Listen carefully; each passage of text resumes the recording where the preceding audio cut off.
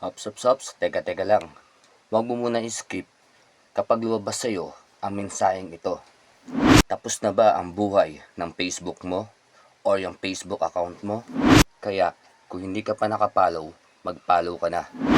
At i-share mo na rin to para matulungan mo na rin ang mga kaibigan mo. Kaya tapusin mo ang video hanggang dulo para malaman mo. Tara, umpisa na natin. Ito na yon. We disable your account. Ang mas malala pa rito na sabi ni Meta, you cannot request another review. So ang ibig sabihin nito ay permanente nang nakaban ang account mo. Pero teka lang, bakit ba nangyayari ito ngayon? Kasi sabi ni Meta, hindi raw sumusunod ang account mo sa community standard on account integrity. Ang ibig sabihin lang nito ay meron silang nakitang mali sa pagkakakilanlan mo. Pwede yan dahil sa peking pangalan, maraming account, spam, na-hack, o kaya na mas report ka. At ang pinakamasakit dito ay final decision na daw nila yan. Kaya kung profile mo yan o kaya page mo, kaya ang isipin mo na lang na wala lahat sa'yo, ang followers mo, income mo, in 1 seconds. Kaya ito ang 4 na step na pwede mong gawin para maiwasan yan at marisolba. Para hindi mangyari sa'yo to, gawin mo lahat ito.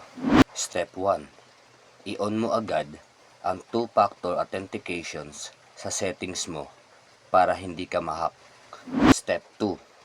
Palitan mo agad ang pangalan mo nung totoong tugma sa ID mo. Step 3.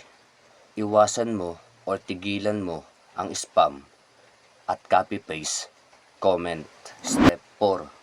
I-download mo na yung download your information habang buhay pa ang account mo para meron kang pang backup. Ito ang tanong ng karamihan. Nangyari na nga to sa account ko. Ito ang solusyon. Kahit nasabi, no review, meron ka pa rin 2 pag-asa. Una, pumunta ka kaagad sa facebook.com/help/contact at ilalagay ko na rin sa comment section ang link para mas madali nyo mapuntahan.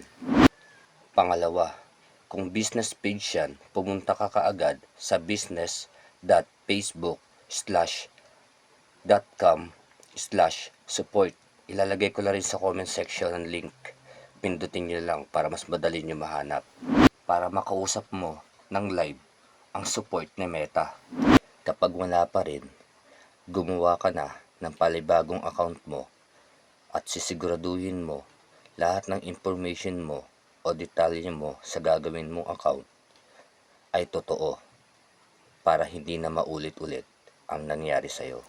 Ngayon, alam mo na kung bakit bigla ang nawawala ang mga malalaking page.